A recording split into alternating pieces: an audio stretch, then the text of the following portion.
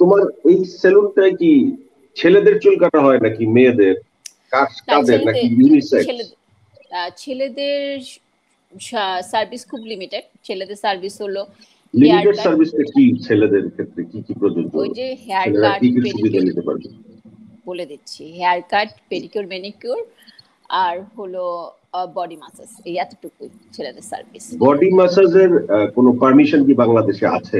কোনো parlour body massage ছেলেদের কোনো মেয়ে করাতে পারে, এই ধরনের অফিসিয়াল কোনো পারমিশন কি আছে? হ্যাঁ, আপনার সেটা করে নিতে হবে, কারণ আমার মেয়ে সব ওয়ার্ক পারমিট করা।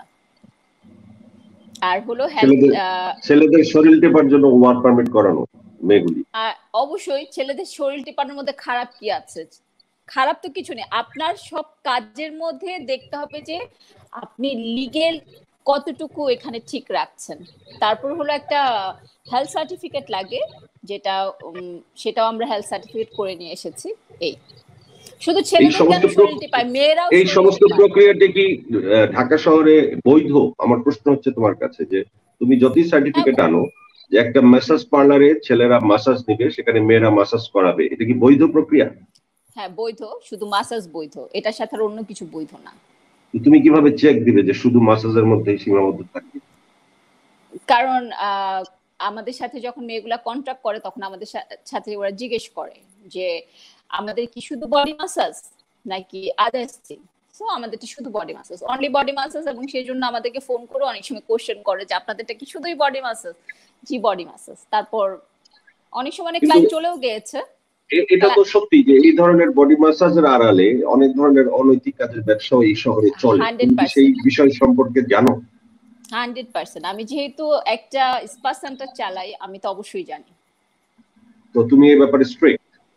আমি এই ব্যাপারে অনেক স্ট্রিক্ট। এই মানে টিউলিপ এই ব্যাপারে মানে কিন্তু সেলিব্রিটি হিসেবে তুমি তো স্ট্রিক্ট না থেকে তুমি সুযোগও নিতে পারো, সেই সুযোগটা তুমি নিচ্ছ না। সেই সুযোগটা নিলে তো দেখা যেত যে এই 5 বছরে আমি ওখান থেকে বেশ মোটা অঙ্কের একটা টাকা অলরেডি কামিয়ে নিতাম। তার মানে অনেকে এভাবে মোটা অঙ্কের টাকা কামাচ্ছে। হ্যাঁ, ইস্পানিয়ে তো অনেক, ইস্পানিয়ে কিন্তু প্রচুর, আপনি যদি দেখেন কিছুদিন 1.5 বছর আগেও কিন্তু ইস্পানিয়ে অনেক বড় একটা রেট ছিল, বিভিন্ন জায়গায় এরকম রেট পড়েছে যে অনেক কমপ্লেইন আছে।